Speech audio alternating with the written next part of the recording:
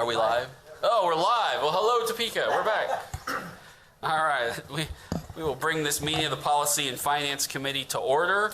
I'm your chair, Spencer Duncan. Tony Emerson is here. And Hello. filling in for Councilmember Nager today is Councilwoman Ortiz. We're glad to have her. I believe you have in front of you the minutes from our July meeting. They looked okay to me. I didn't see any glaring issues. So I would move to approve. If someone would like to second that. Any objections? Would you like to abstain, ma'am, since I you're will actually abstain. here? Understood. Councilwoman Ortiz will abstain because she has no idea if they're correct or That's not. correct. All right. With that, so Bill, I see you're here, even though it says somebody else in the form, which is fine. I just want to make sure. You're going to take it from here on the Energy Conservation Code, and then if you want, we can go to the building. Yeah, I didn't know if you were Richard. Richard's gonna, sorry. No, you're fine. Yeah, Richard will help walk us through the presentations on this. I'll tee it up a little bit by just saying, when we were last here, we were bringing forth to you the 2015 IEBC, and we were going to bring the 2015 IECC to you. That discussion led to if we could update it to the 2021 version, which is what we've been working on the last 6 months. So that's why we're here today, to present the 2021 versions of both of those codes. So, Richard. Take it away, Richard. Yep. Morning, Chair, Committee. We're presenting the International Energy Conservation Code for 2021. Presently, we have adopted codes that address our commercial and residential uses. Some of the codes address commercial only, and we have some that also address the commercial and the residential, which would be the mechanical, the electrical, and plumbing codes. It addresses both the residential and the commercial structures. The 2009 Energy Conservation Code is the one we're presently using, and we're just using it right now for the residential uses.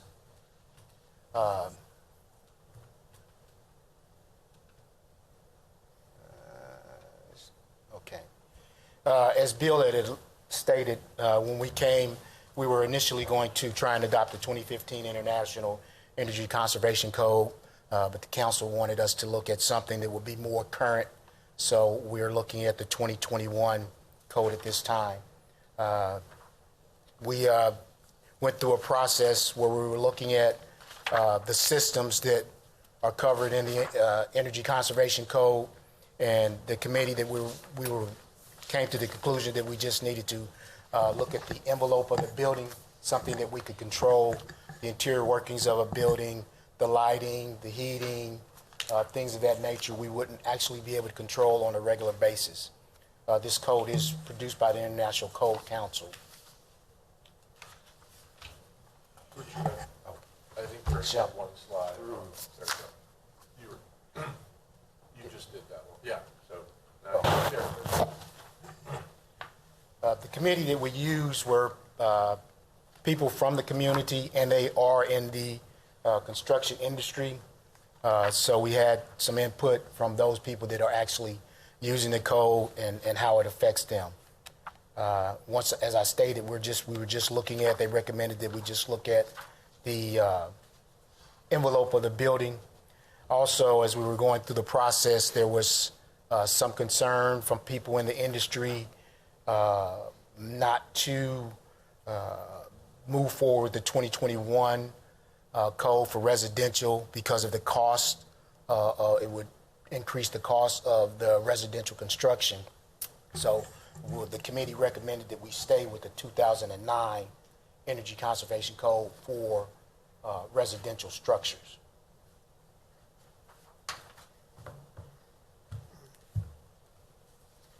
This is comparable cities and where they are with using the Energy Conservation Code.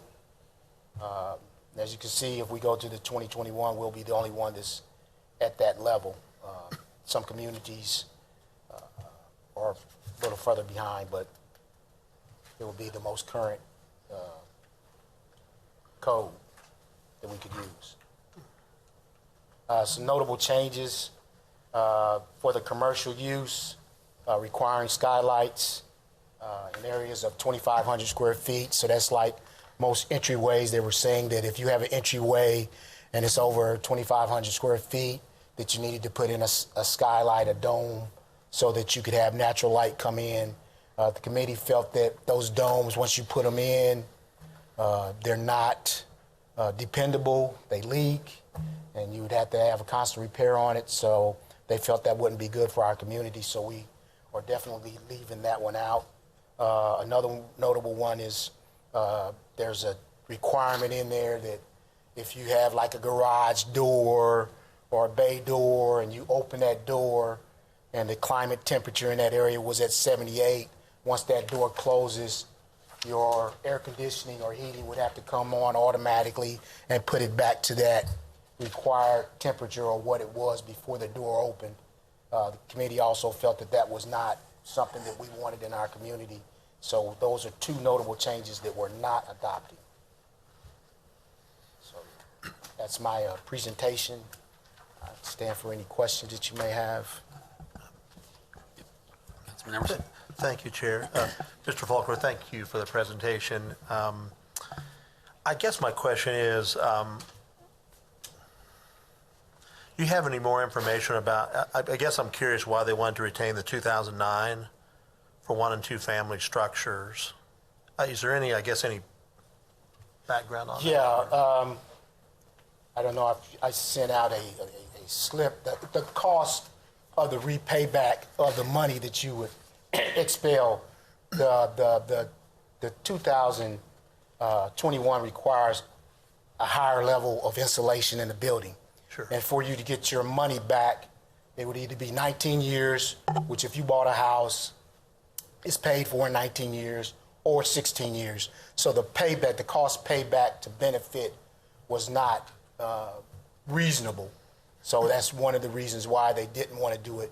And also the industry felt that it was going to cost more to build those buildings, because when you put in the upgraded insulation, you're going to lose square footage in the house because you have to use bigger 2x4s and it shrinks the area of the house. And we were coming up with you'd lose about 164 square feet of house in a 1,500 square foot house. So there was really three negatives: the loss of square footage in the house, the cost to payback ratio, and the industry not wanting to pay the additional money. Only the building envelope that they're, so that's the building envelope you're talking about. So is it only the building envelope that they don't want to adopt the new code for, but everything else would be under the new code? No, the building envelope was all we looked at as far as the things that we could control. We couldn't control the mechanical systems, the lighting systems, those systems inside the house. But once the house is built, that's what we can control. So we looked at the building envelope is one of the things we looked at as to provide energy conservation. Now, the things why we didn't adopt the 2009 included the cost payback for the structure, the loss of square footage in the house because of the increased insulation, and the additional cost to build the house. So those are the things why the committee did not want to adopt the 2021. Okay, thank you. Was there any discussion of getting up to the 12 or the 15?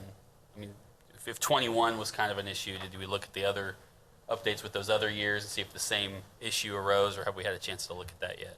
No, we didn't look at that. We focused on the 2021. Okay. We didn't look at the other. Okay.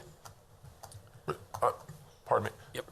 The committee did look at 2015 initially. Yeah, we had before adopted. 2021. We were recommending it 2015. I Right. just thought he meant. No, well, I guess that was my question. I mean, obviously, we had asked for 2021. I didn't know that if there was also a consideration of at least updating the residential to 2015, and then and coming back and saying the same thing to us. Hey, we don't want to go past 15 because of these concerns, but we at least got you Right. there. If we had or if there's any chance that discussion can happen in the next year, or is planning to, I don't know. Correct me if I'm wrong, Richard, but what I think you're getting at is The committee was ready to bring you 2015, so they had already identified the issues that Mr. Faulkner had just gone through. We're going to recommend not to do residential in the 2015, so that just carried through into 2021. So to answer your question, they did look at 2015, still having the issues in 2015 that they had in 2021. Okay. Yeah. Okay. Yeah. Okay. Well, and I'll just add this, and it's not really, I guess it's just for the universe. I do understand those concerns, and I talked with some of those individuals, and I will not downplay them because they're real. I also, as I point out to some of them, you look at some of the cities on here that are at 12 and 15, and they all experience building growth and population growth in the last 10 years. So while I get the concern, and again, this isn't directed at you two, I'm kind of like, the evidence shows us that it hasn't stopped the world from moving forward. So and I'm not gonna. I'm very appreciative that we got the commercial up to 2021. I know that was a lot of extra work, and thank you very much to all the staff and people who put that time in. It means a lot to those of us who really wanted that to happen.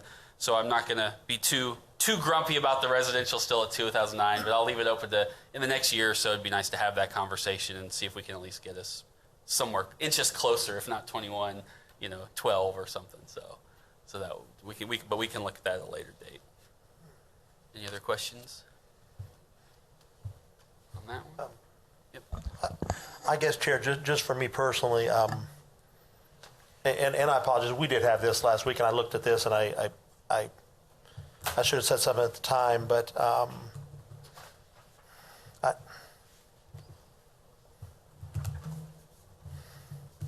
I guess it's always so hard to know, these meetings aren't online, they're not where we can look, and the minutes are like, a little paragraph. And I just wonder, I just personally feel like I'd like to reach out to some builders and just ask them, is this, because the bad thing is someone who's building a house in that's tighter is going to be a competitive disadvantage. Over the long term, that'll save people in the house money, and it'll also help our environment. You're not, wasting energy. It seems like that's just so archaic. So part of it will be, I will make the request, whoever the deputy mayor is, to participate on this committee again, whether it's as chair or not, that's fine. And I think, to your point, I think one of those conversations needs to be at one of these meetings. I'd like those builders to come in and clearly be able to tell us directly, these are the issues, let's draw that direct line for you, so that you guys don't have to stand up here and say every time and take the slings and arrows. I know this is not you guys. Right, so I think that would be productive for us as a group to just have one of those meetings in this setting, and so that we can have a better understanding of what some of those very specific direct issues are, so that we're better informed. So that will be, if I can get back on this committee next year, my suggestion/recommendation to that committee. If I may, I don't know if this got around. I know we sent some background emails from the committee, and I'm not sure if that reached you. I did when Okay. Ms. Faulkner said that. I had forgotten about that. Okay, but point taken. We having that. It's a little different having a discussion than sending the emails. So Right. Understood. You get the brunt, but it really isn't all on you. Yeah. You just are the two guys who get to stand here in front of us. Lucky you. Congratulations. So, any other questions on the energy? All right, we'll move on to the building code.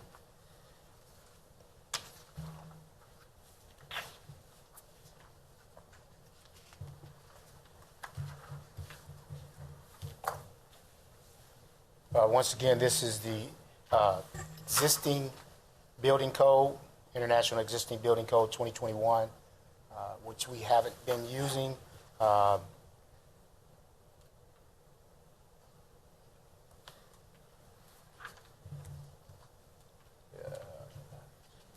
codes that we presently have and that we're using for existing structures was the International Life Safety Code 2015, the Uniform Conservation Code 1997, and we were using those codes for existing buildings as we went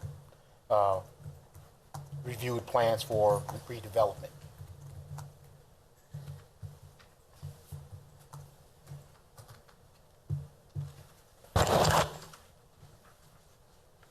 As I stated, we were using the existing uniform code of building conservation for existing buildings. We had came through and the council had recommended earlier that we look at doing the existing building code. So we had reviewed the 2015 International Existing Building Code, and the council also wanted that to be a more modern code. So we went back and we did the 2021. That code is published by the International Code Council.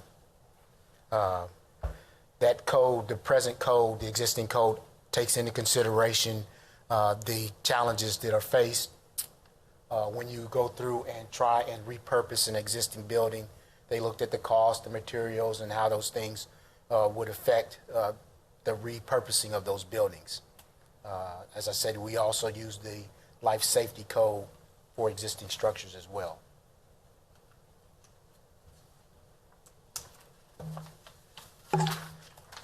The board, the Building, Fire, and Appeals looked at the requirements. Once again, we had people that are in the industry that are members of that board to give us input as we move through the review process. We also had city staff that went through that process to help provide technical information that they may or may not have. The International Code Council also came and gave us an update since we had reviewed the 2015 and we needed to go to the 2021. We contacted the Code Council and they came and they gave us an update on the changes of those codes so that we would be familiar with it as we reviewed the code and made our recommendations.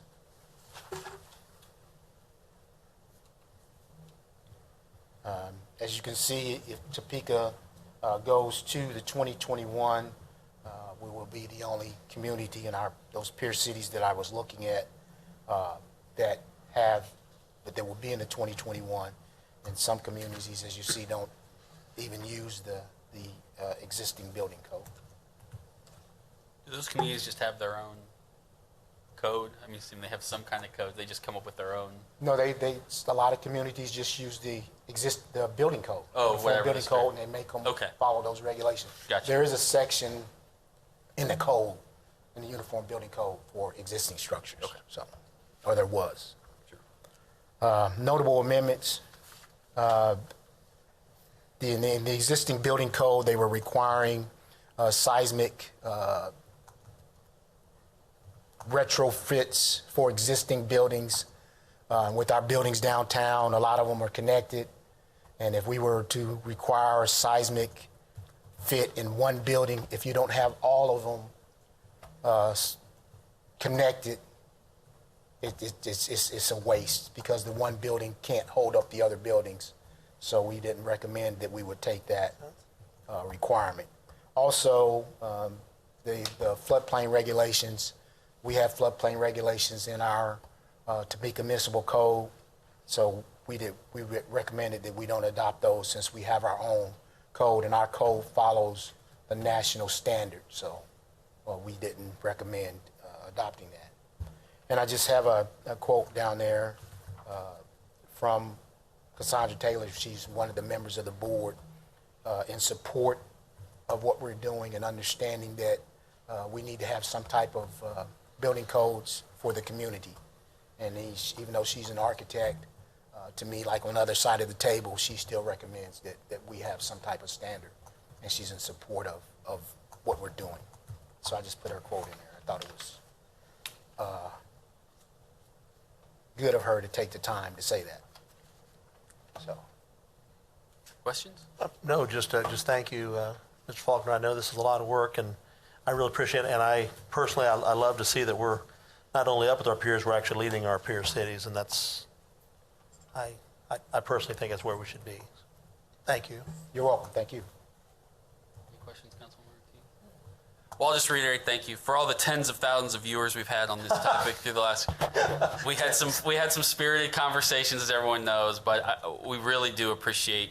We know we asked you guys to go back and do some more heavy lifting, and we do want you to know it is appreciated, and I think we feel better knowing that some of these will be updated, and like Councilman Emerson said, ahead of the curve on some of it and right with our peers on others. And so thank you very much for all the extra hard work you put into it. And You're welcome. I appreciate you guys taking the time to hear the presentation. Thank you. So do we need to approve these out of this committee, right, before they go to? Yes. Guess we'll do Should them. be a recommendation to approve to the governing body. Okay. And do we need to do them one at a time? Yes, I would. Okay. Yeah. Chair, I move that we recommend approval of the 2021 International Energy Conservation Code as amended in this document. Second. Second by Councilmember Ortiz. Any objections? Speak now. All right. So And- moved. Oh, great. And secondly, I guess I also move that we adopt the 2021 International Existing Building Code as amended. Second. Recommend adoption, excuse me. Seconded by Councilmember Ortiz. Any objections to that motion?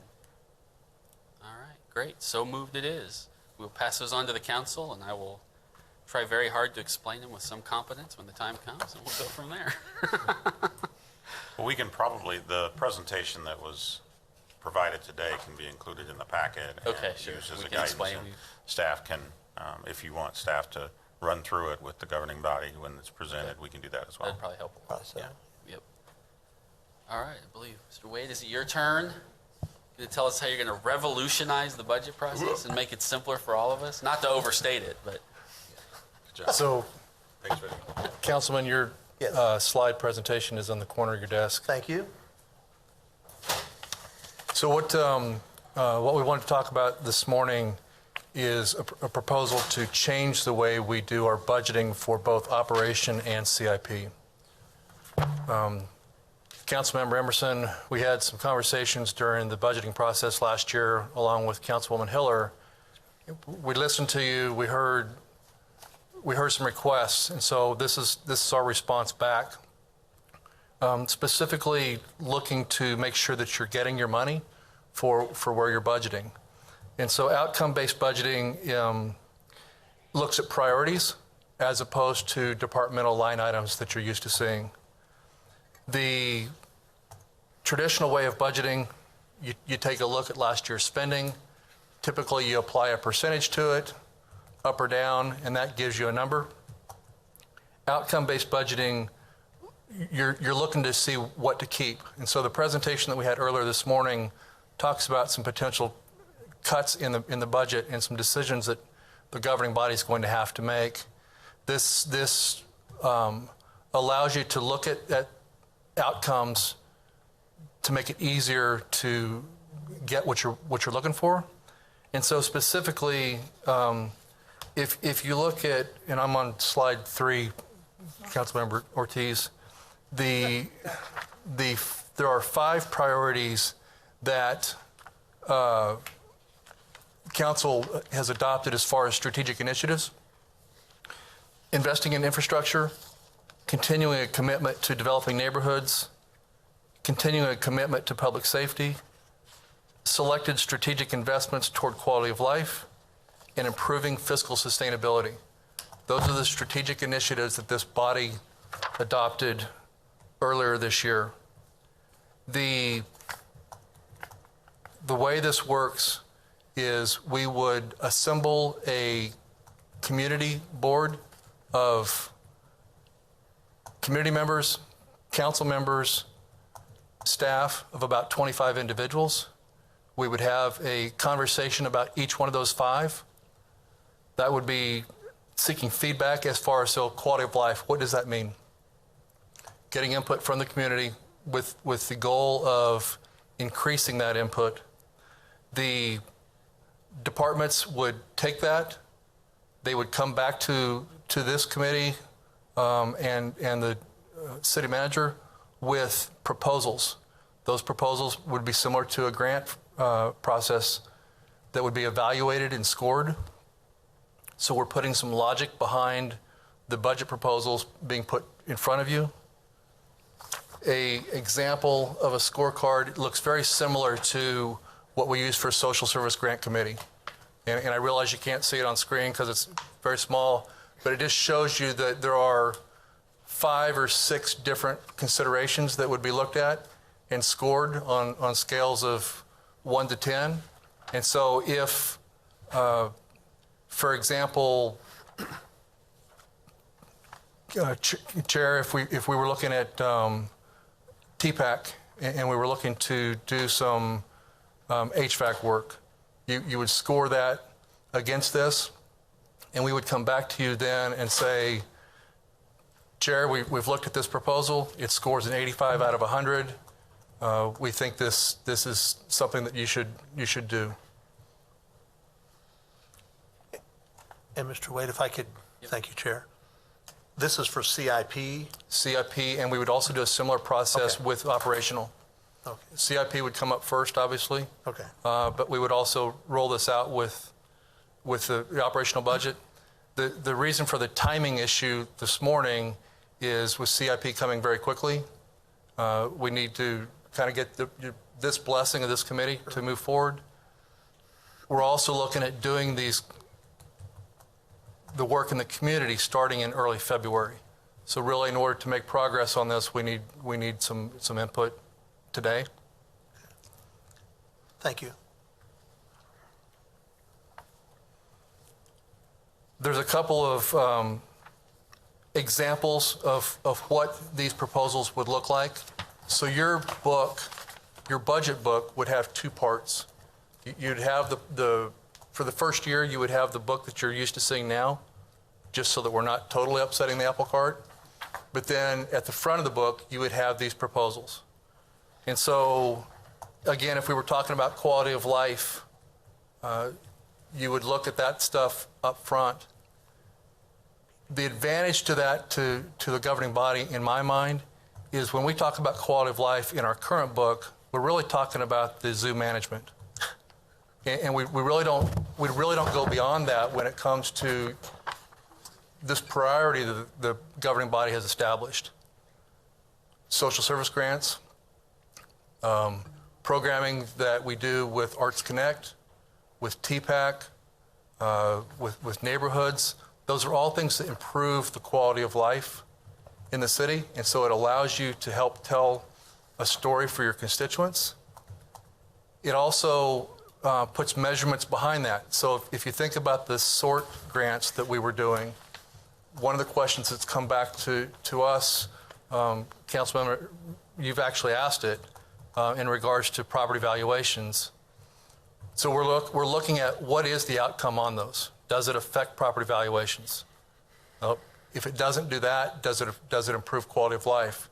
Does it improve neighborhood health? Those are things that you would assign to each one of these proposals so that you know what you're getting. Does that make sense?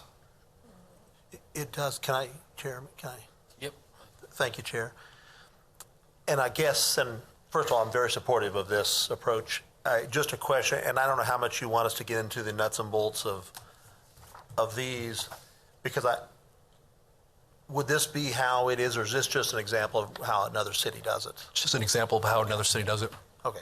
So what we looked at with this one specifically is there's about a dozen communities that are doing this. I would call this process cutting edge. It's not bleeding edge, it's been done. But it is cutting edge. And so this changes, really it moves Topeka towards the forefront of how you're looking at fiscal sustainability, which is one of your priorities. You're looking at what are the outcomes, are we achieving the results that we want, what services do we provide, are we getting the specific services, why are we doing it, and how much does it cost to offer these services. Those are the bottom lines out of this. If you, and I can real quickly just use the finance department as an example. What you're seeing right now is the traditional look. You see personnel, non-personnel, actual of last year and the year prior. So what you're looking at are numbers. In a new example, what you're truly looking at is the finance department is really doing about 10 different things.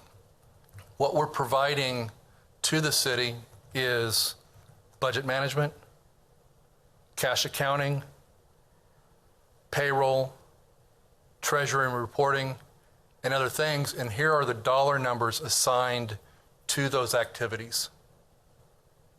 And so you're seeing what is your investment into these items.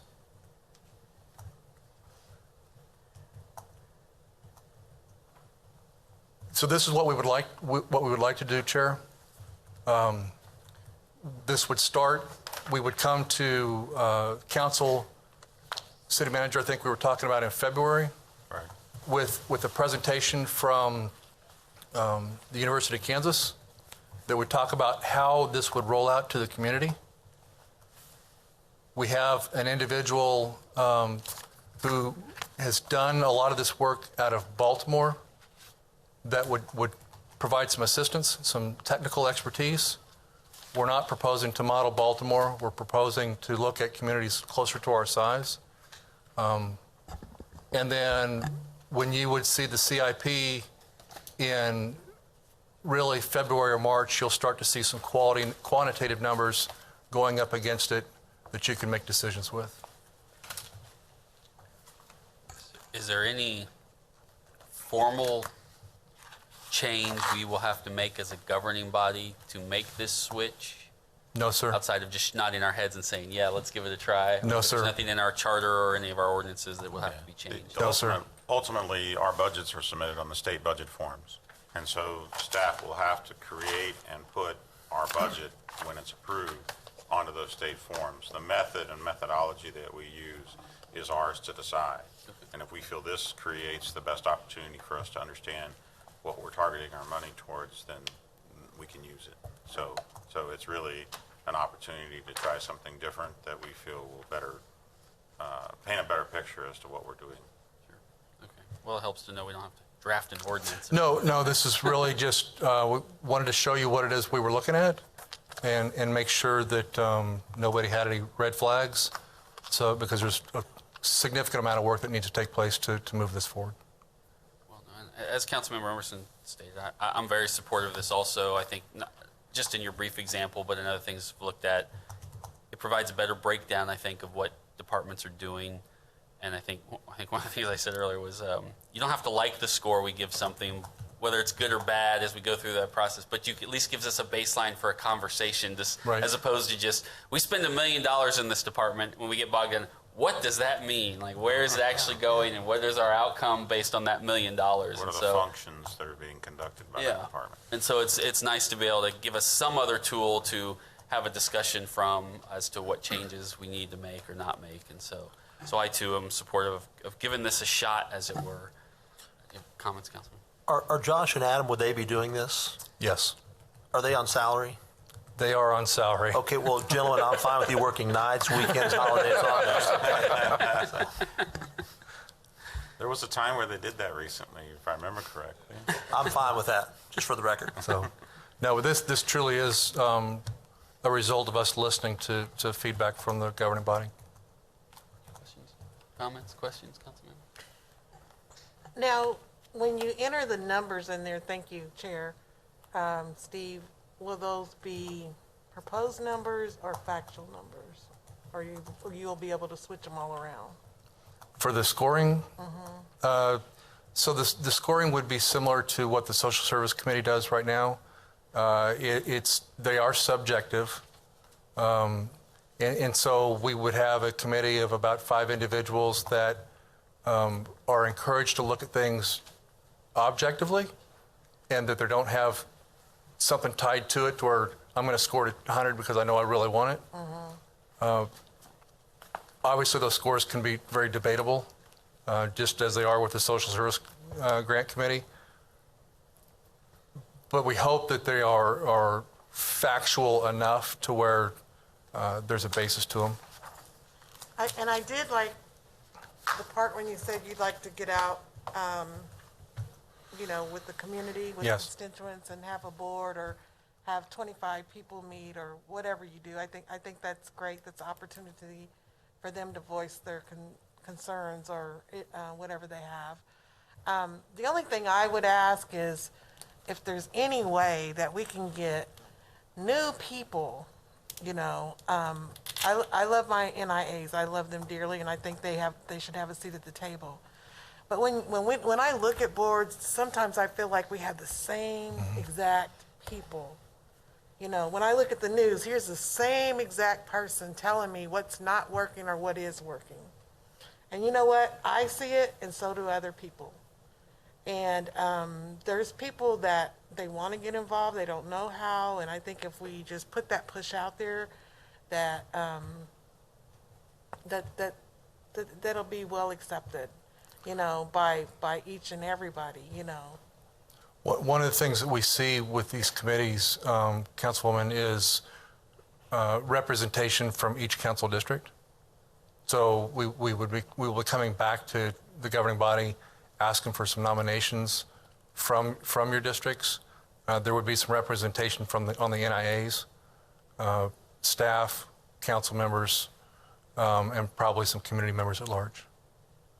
And that's awesome. That's awesome. You know, because I represent a district that Spencer doesn't represent, so that's why we need that. Right. And that's why we need all walks of life of people. Thank you. You bet.